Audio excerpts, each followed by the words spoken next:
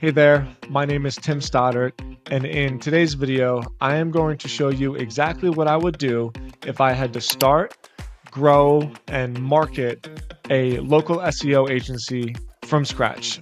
Let's get started.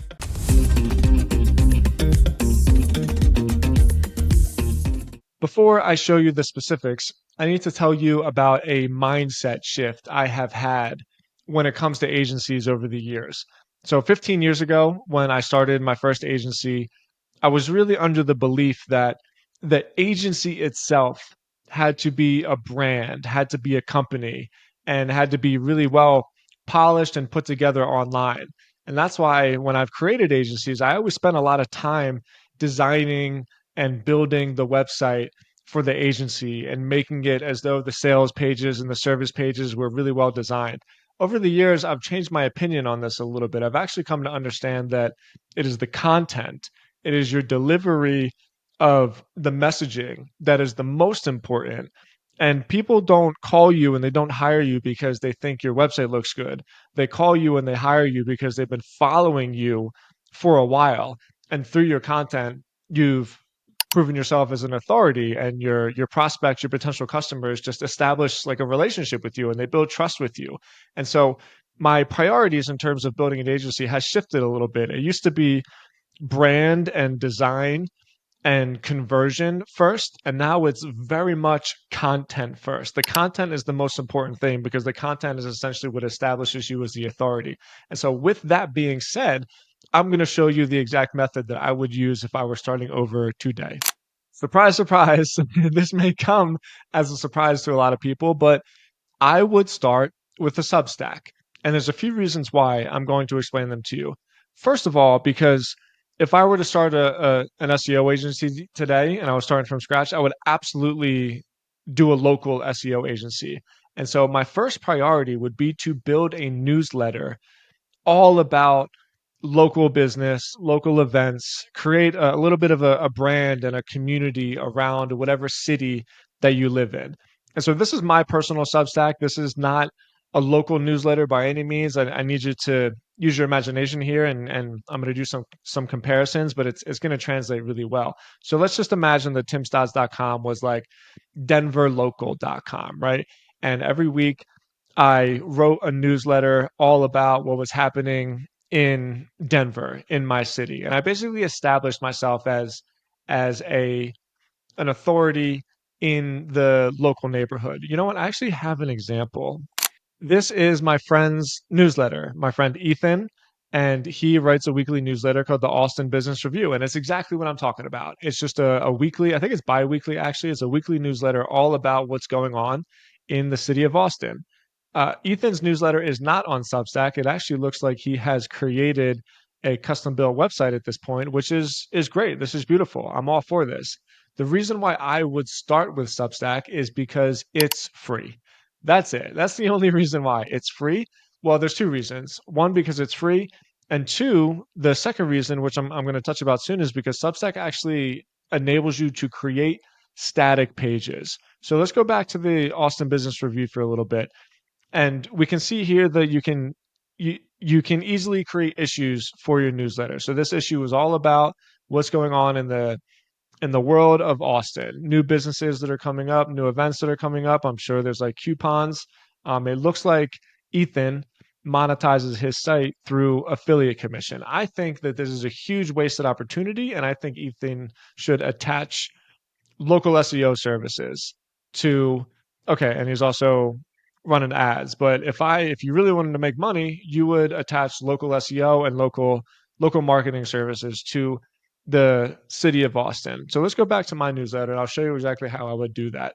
So you start with the content first because the content is how you establish trust. So once again, use your imagination. Let's just pretend that this is a newsletter all about Denver and you create content. Let's say maybe you do stories about local businesses, you give weekend events, whatever the case may be. You're building an audience, you're establishing yourself as an expert in the community. And then at the end of every single issue, you're going to put a CTA to your services. And what's so cool about Substack is this link now. This link goes to a static page. So you can see here that this URL it looks a little bit different.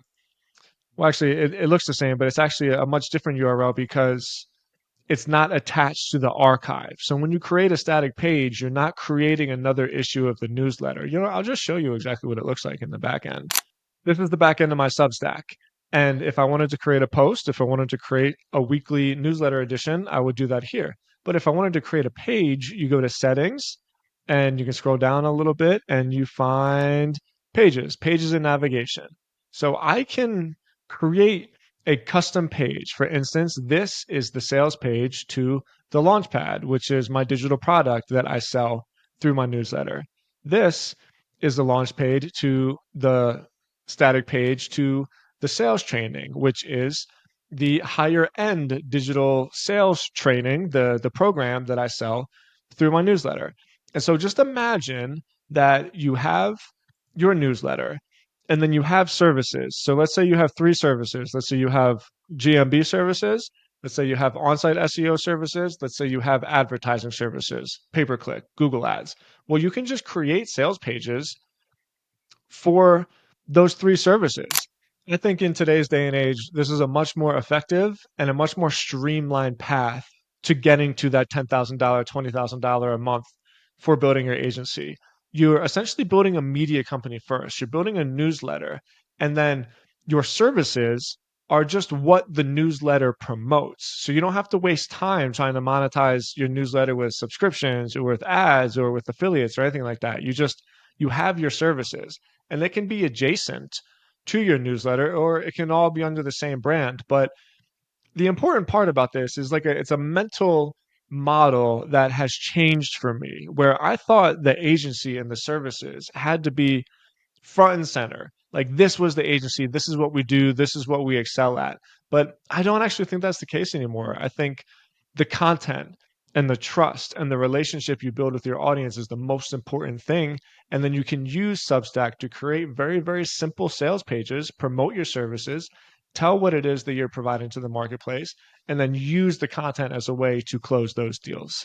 If you're thinking about starting an agency, and a lot of people who watch my YouTube channel are thinking about starting an agency, I highly encourage you to give this a shot. There's no pressure. There's no upfront costs. You don't have to build a website. You don't have any hosting expenses. You don't have any expenses, really. You got nothing to worry about. You just have to build an audience by creating really, really great content, establish yourself as an authority in your local community, and then promote your services through the media as opposed to just being an agency and the agency itself is the brand.